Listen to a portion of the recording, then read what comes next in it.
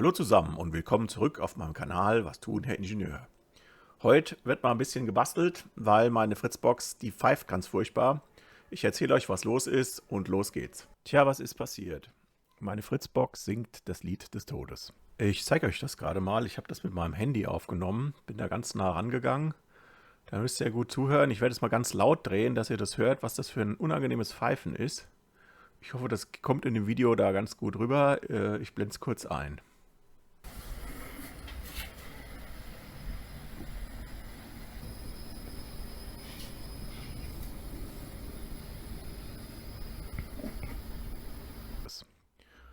Das ist schon länger bekannt, dass es da Probleme gibt mit den Versorgungschips, ICs der Stromversorgung für die WLAN-Bausteine.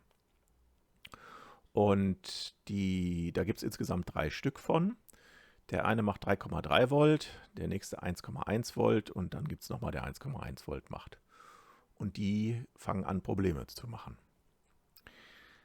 Am Anfang war der Control-Chip in Verdacht. Das ist eigentlich eine spannende Geschichte. Und zwar ist das so, dieser IC, der die Spannung kontrolliert, der soll da kaputt gegangen sein oder mit der Zeit kaputt gehen. Ich habe diese Theorie nie ganz so geglaubt, weil einfach der zu oft eingesetzt wird in der Welt. Konnte ich mir einfach nicht vorstellen, dass der da von allein kaputt geht und dann nur bei der Fritzbox. Jetzt muss man wissen, so ein IC ist nicht ganz alleine, der hat so ein bisschen Schaltung drumherum. Und da kann man jetzt hier beim Hersteller, das ist hier MPS, die das da machen, und der Chip heißt MP1477, der da verwendet wird bei der Fritzbox, der hat diese Grundschaltung braucht er dazu, um eben in dem Fall 3,3 Volt zu erzeugen. Die haben das ganz schön gemacht, da steht dann auch dabei, wie man den von außen beschalten muss, damit er andere Spannungen generiert. Da ist hier ein Kapitel, ne, Setting Output Voltage. Und da geht es eben darum, dass man hier so ein Widerstandsnetzwerk aus diesen 3 Widerständen, also den Ausgangswiderstand und hier einen Spannungsteiler aus R1 und R2 macht. Da ist sogar nochmal hier aufgeschrieben, was man da nehmen soll, damit das da folgenden Output ist. Also ich sag mal für Dummies, ja, da ist alles schon fertig. Muss man überhaupt nicht mehr nachdenken. Und dann kann man dann hier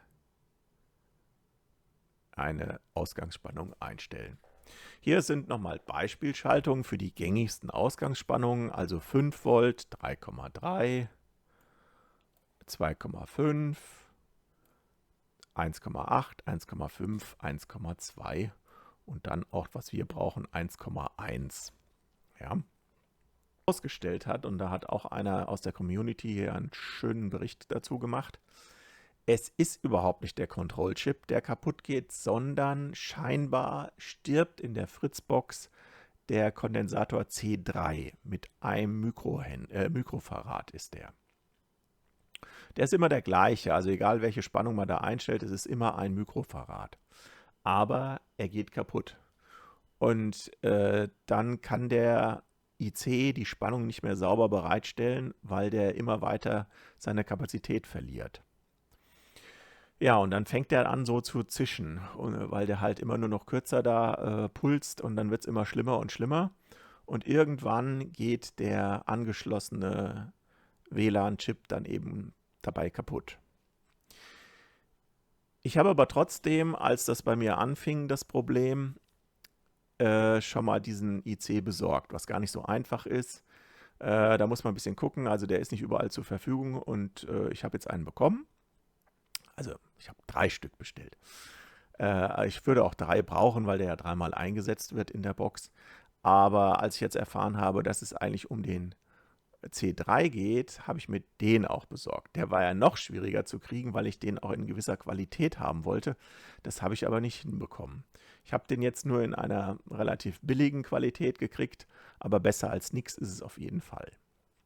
Nun gut, ich werde jetzt mal versuchen, den zu tauschen in der Box. Und wenn man das sieht, dann ist das immer der C3 ist immer direkt an der großen Spule. Also da wollen wir messen. Hier ist der Control-Chip und da ist der C3, den wir messen werden. Und das sieht in der Box ein bisschen anders aus. Da sieht das so aus. Ja, das ist also die 7590, das ist meine Box. Und der ist jetzt hier. Nein, Entschuldigung, der ist jetzt hier. Der ist es. Ja gut, und dann werde ich jetzt die Box mal auseinandernehmen, das aufschrauben. Das ist für euch nicht so interessant, das kann man sich ja vorstellen. Und wenn alles zerlegt ist und auf dem Tisch unter dem Mikroskop liegt, dann geht es da weiter. So sieht das jetzt aus. Also meine Platine ist ausgebaut. Ich bin jetzt auf dem ersten drauf, den ich hier gefunden habe. Wie gesagt, das passt, das Bild. Damit ihr mal sehen könnt, wie diese Größenverhältnisse sind, ich werde jetzt mal meinen kleinen Finger hier in die Kamera halten. Das ist mein kleiner Finger. So riesig ist das. Also ich habe hier eine Standard-Pinzette irgendwo liegen, mit denen ich normalerweise arbeite. Das ist schon sehr, sehr groß. Also den da auszulöten, da brauche ich dann feineres Gerät. Ja. Mit dem groben Teil hier werde ich nichts ausrichten können. Ja, ich zoome jetzt noch mal ein bisschen mehr ran und dann messe ich mal los. So, ich wollte euch mal zeigen, welchen Spaß ich jetzt gleich vor mir habe. Also das ist ja der Kondensator, der höchstwahrscheinlich defekt ist. Und das ist mein Ersatzkondensator. Und der ist jetzt eine Größe größer als der hier. Weil erstens habe ich den so klein nicht bekommen. Jedenfalls nicht in der Qualität. Und zum Zweiten ist der noch schwieriger einzulöten. Ich werde das jetzt aber so machen, ich habe mir überlegt, ich mache den so ein bisschen schräg, weil diese Seite von dem Kondensator ist ohnehin mit der Spule verbunden. Also ich könnte dann, wenn der kleine dann weg ist, das einfach so ein bisschen schräg machen und ihn dann so anlöten. Also der Teil da muss natürlich, also folgendes, so soll das dann aussehen. So. Ja, das wird lustig werden und dann kann ich den auf der Seite direkt an die Spule anlöten. Müsste funktionieren. Man kann ja dann nachher messen, ob man da irgendwelche Kurzschlüsse erzeugt hat. Ich werde die Kamera mitlaufen lassen. Ich weiß noch nicht, ob das klappt mit dem Aufnehmen und Löten gleichzeitig, aber was soll's. Ich mache mal eine Aufnahme. Wir gucken dann mal vorher und nachher. Ich werde nochmal, bevor ich das mache, kurz nochmal die Spannung messen. Da muss man dann einfach hier, das eine ist Ground und das andere ist die Ausgangsspannung. Ich bin jetzt nicht ganz sicher, wo das ist. Also ich glaube, das hier ist der Ground-Punkt. Ich werde das nochmal eruieren und da misst man dann irgendwo die Spannung. Gut. Und dann gucke ich mal, ob das wieder so weit hinhaut. Und das Fiepen weg ist und er eben den Chip nicht mehr grillt. Weil er schafft ja im Moment noch die Spannung einigermaßen aufrecht zu erhalten, aber nicht mehr korrekt. Und da geht es halt darum, dass der jetzt nach und nach den WLAN-Chip kaputt macht. So, kann losgehen. Dann wollen wir mal gucken, ob wir da was messen können. Ganz schön schmuddelig hier alles irgendwie. So, Achtung. 2 Nano. Ich würde sagen, da haben wir den Fehler schon gefunden, ne? Ist ja schlimm. 2 Nano. Ja, gut, also kaputt, ne? Ein Mühe muss das sein. Schön schlecht. Gut, dann machen wir gleich weiter. Also der ist schon mal dran. Hier ist der nächste. So. Tja. Das sieht alles in der Kamera viel leichter aus, als es ist.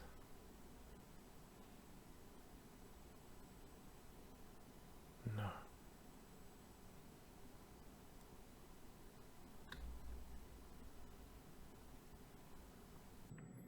So Leute, ich habe nochmal das Video mir angeguckt von dem Kollegen, der da alles durchmisst. Also man muss den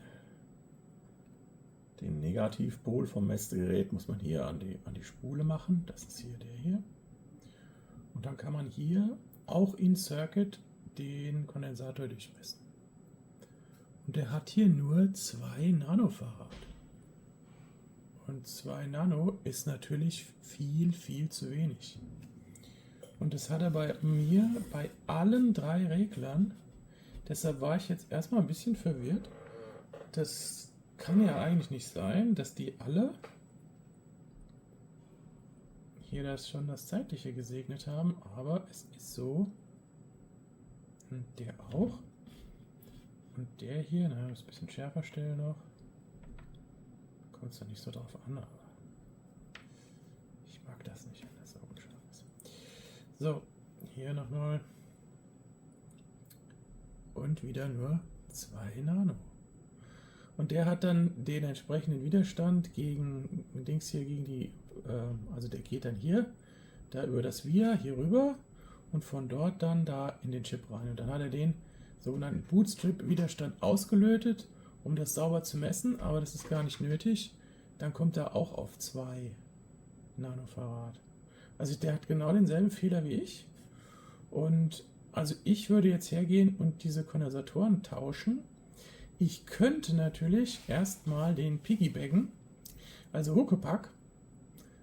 Bei Kondensatoren kann man das machen, weil solange der hier keinen schlimmen inneren Schluss hat oder einen Widerstand, da macht das nichts. Ich kann mal gucken, ob der da einen Kurzschluss hat. Das wäre natürlich auch noch denkbar. So, und nein, im Mega-Ohm-Bereich ist also in Ordnung. Und dann hier. Na, Baby. Auch 20 Mega-Ohm, also überhaupt kein Thema. Jetzt noch den letzten. Da sind wir hier.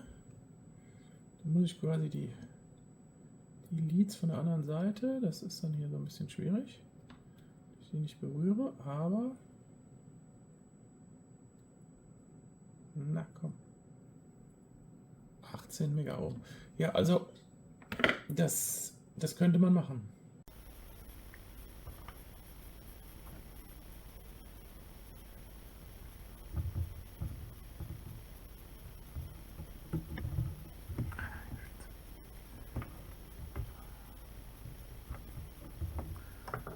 Dann wollen wir mal.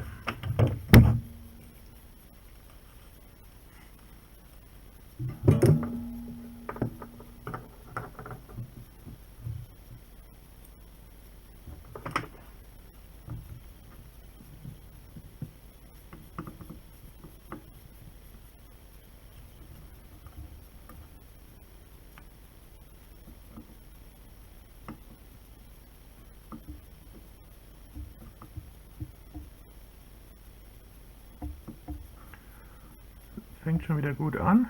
Das Ding nimmt den Lützing gar nicht an. Sollte das Ergebnis aussehen, so habe ich es mir vorgestellt. Aber ich muss euch noch was zeigen. Erstens mal ist das hier nicht so schön geworden. Hier. Und zweitens mal fehlt hier der Chip. Ne? Der ist mir nämlich beim Ablöten hier kaputt gegangen. Den muss ich jetzt ersetzen. Wie gesagt, ich habe den gekauft, aber den zu ersetzen, das wird ein Riesenspaß. Weiß ich jetzt schon. Da muss ich mit Heißluft arbeiten und wahrscheinlich puste ich da die ganzen Widerstände weg dabei. Es wird lustig. So sieht es jetzt aus. Ich habe den Chip wieder eingelötet. Ich habe ja wie gesagt welche gekauft gehabt, aber ich fürchte, es ist ein Fake. Weil ich kann die Beschriftung abmachen. Ich habe jetzt, nachdem ich das Flachs weggereinigt habe, konnte ich die Beschriftung abmachen. Wie ihr seht, ist die weg. Hier, das ist der Originalchip. Der ist noch schmutzig. Ich kann mal den anderen zeigen. So sieht er normalerweise aus. Und hier in der Tüte beschriftet ist er schön, aber bin ich jetzt auf ein Fake reingefallen. Super beschriftet. Tja. Er funktioniert nämlich nicht. Das Board ansonsten läuft wieder, aber diese Stromversorgung funktioniert nicht. Und da der dermaßen eng an der Spule ist, kriege ich den auch kaum richtig angelötet, aber es müsste jetzt funktionieren. Ich sehe da weder Brücken noch irgendwas Schiefes. Tja. Da ist guter Rat teuer. Soll ich noch einkaufen? Oder leben wir jetzt damit, dass das nicht funktioniert? Außerdem ist der Widerstand hier, sieht ja ein bisschen komisch aus jetzt. Ist da was kaputt? Der sieht kaputt aus. 20 Ohm muss der haben. Ich messe den mal nach. Moment. So sieht es am Ende aus. Eigentlich ist es ganz schön geworden, dass der Chip hier fake ist und nicht funktioniert. Da kann ich nichts machen. Ich werde nochmal einen neuen bestellen. Mein Gott, da kann man nochmal dran rumfummeln. Der hier ist auch ganz schön geworden, der funktioniert. Also so kann es bleiben. Ich werde die Kiste jetzt wieder zusammenbauen und dann benutze ich die erstmal so weiter. Wahrscheinlich ist sie jetzt ruhig und fiebt nicht mehr. Das werden wir dann sehen. So Leute, das tut mir leid, dass das jetzt so ein Cliffhanger wirkt, weil ich die Teile nicht mehr alle habe, um das wirklich fertig zu machen. Aber so ist das Leben. Ich wollte das Video trotzdem rausbringen, weil ich weiß gar nicht genau, wann die Teile kommen. Ich muss jetzt erstmal jemanden suchen, der mir die liefern kann. Und ich werde natürlich gucken, dass ich da irgendeinen Supplier suche, der dann wirklich auch korrekte Chips liefert. Also die hatte ich jetzt über eBay gekauft. Das war natürlich wie immer ein Fehler. Na gut. Ja, also so ist die Schaltung. In dem Forum, wo es darum geht, was man da genau reparieren muss, da wird auch heiß diskutiert, ob man da überhaupt ein Mikrofarad verwenden soll. Die verwenden da teilweise 100 Nano und keine Ahnung, ne? Könnte sein, dass ein Mikrofarad vielleicht zu viel ist, obwohl der Hersteller das hier dann so vorschlägt. Die anderen, die Widerstände passen eigentlich dazu. Also müsste gehen, aber also der Hersteller sagt so, AVM, die jetzt Fritz heißen, haben es anders gebaut. Naja, gut. Also, was soll's. Ich bleib mal dran. Ich werde dann wieder die Teile besorgen und die dann einbauen. Ich möchte auch nicht, dass der Kanal hier so ein Bastelkanal wird.